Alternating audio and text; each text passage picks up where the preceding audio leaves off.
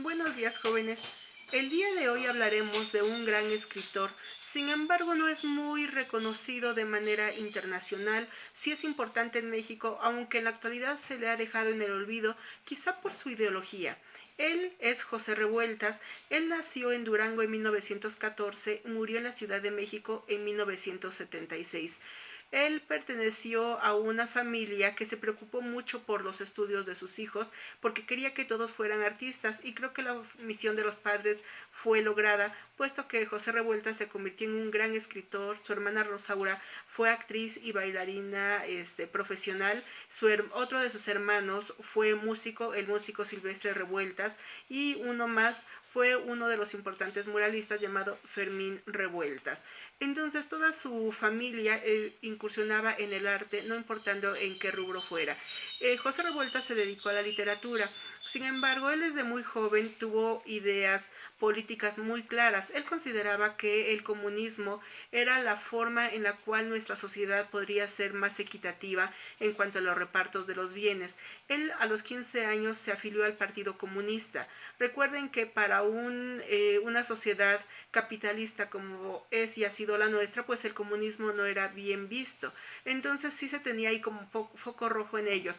Cuando él se une a este movimiento, pues empieza a manifestarse, y en una manifestación que hicieron un grupo de jóvenes comunistas en el Zócalo fue encarcelado.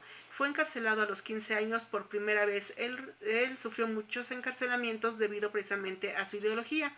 Posteriormente, a los 17, por nuevas protestas, por manifestaciones ideológicas comunistas, es encarcelado y es cuando ya un poquito más grande lo mandan a las Islas Marías. Él estuvo 2 veces ahí y ahí decide escribir una obra que se llama Los muros de agua, contando las situaciones que se están viviendo, y es una metáfora, muros de agua, porque aunque no están rodeados por una barda, pues como salen de una isla, no pueden escapar, entonces son los muros que lo contienen ahí.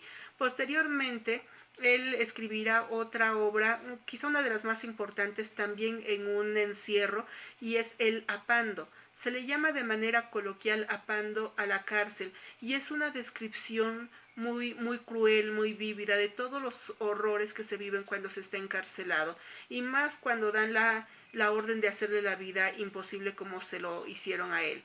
Él entonces les decía que siempre se manifiesta en contra de los abusos sociales, de la inequidad que hay en los bienes y de tanta pobreza y miseria, y él pensaba que sí se podría cambiar, pero no con el sistema que se tiene, y por ello él participaba, ya les decía, en esos movimientos, escribía en ciertas revistas que eran de tinte socialista porque quería cambiar. Él ya a los 54 años de edad apoya el movimiento estudiantil del 68. Entonces por eso es que se le persigue y porque se le considera uno de los principales ideólogos de ese movimiento. Entonces no se lo perdonan. Se le considera como el enemigo público de la sociedad o del gobierno más que nada de aquel entonces, porque se espera que la gente se apegue a las normas de un gobierno establecido y que no se subleve, pero hay espíritus que son rebeldes y que no va con la causa interna que ellos tienen, y lo que buscan es entonces el bien para los demás y no la propia comodidad.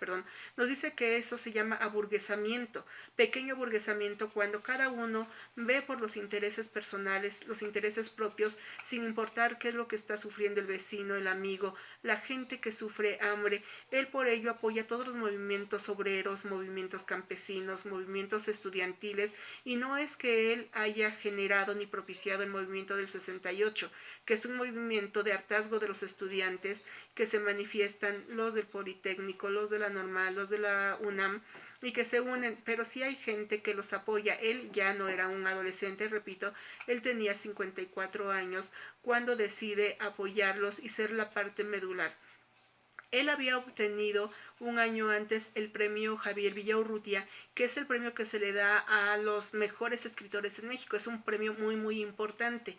Entonces, cuando él participa en el movimiento del 68, y ya sabemos cuáles son las consecuencias cuando se hace la masacre en Tlatelolco, él pues no sale lastimado, no es herido, y cuando todo el mundo se escapa para salvar la integridad física, pues él también se va de ese lugar, se esconde porque están siendo perseguidos. Él nunca escondió que había sido partícipe de ese movimiento, que lo apoyaba de manera directa. Por lo tanto, a él se le perseguía más directamente, se le estaba buscando para encarcelarlo. Muchos jóvenes murieron, otros fueron desaparecidos. Sin embargo, él sabía que tarde o temprano lo iban a encontrar.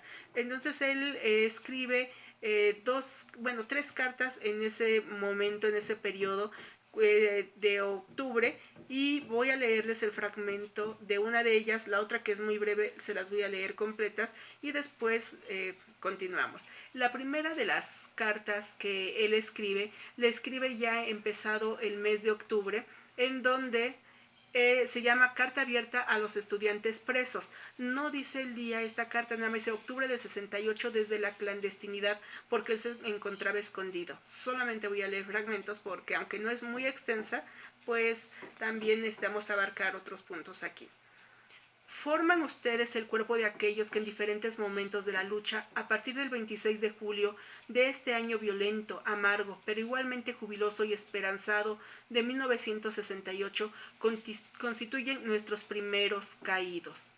Son ustedes los primeros, caerán, caeremos más, pues por ahora es a nosotros a quienes corresponde el turno de pagar unilateralmente el precio del combate.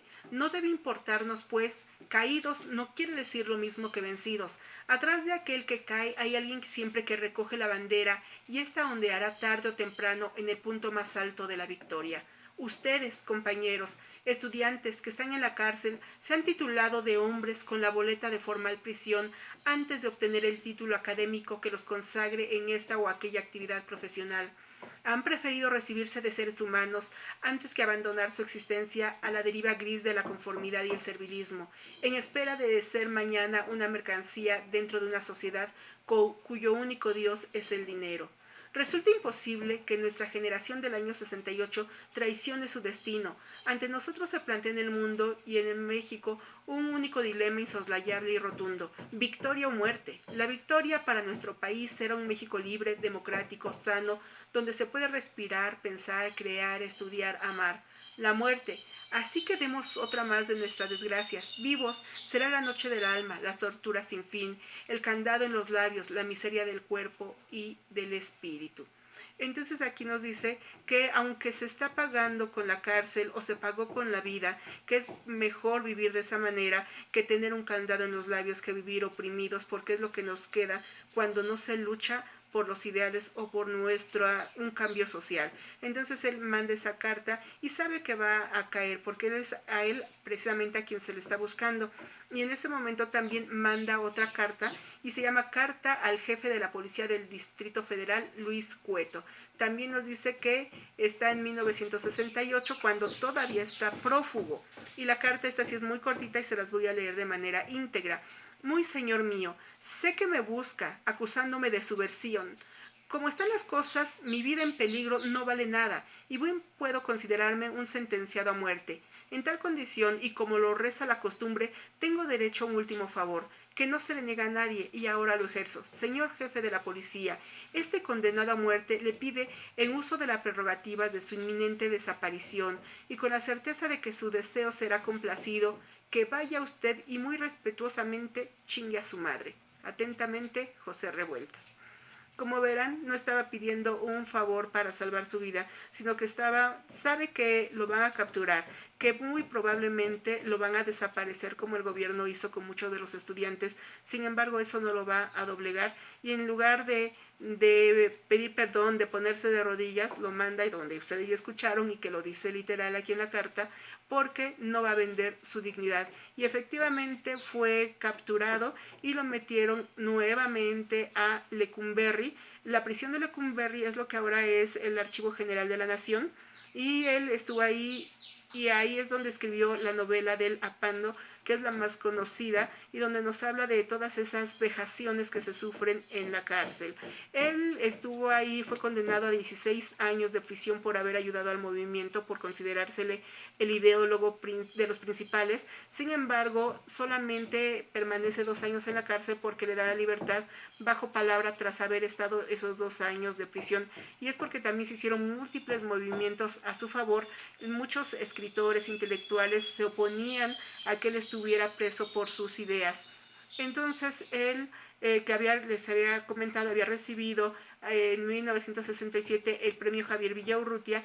En el 68 el premio queda desierto, no se le da a nadie en protesta de que el escritor estaba encarcelado.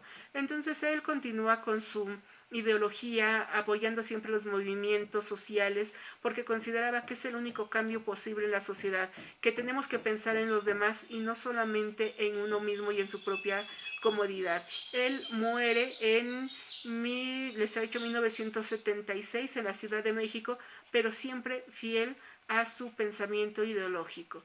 Entonces, por eso se le consideró como enemigo de la sociedad y del gobierno en todos aquellos momentos, porque empezó su lucha desde la época de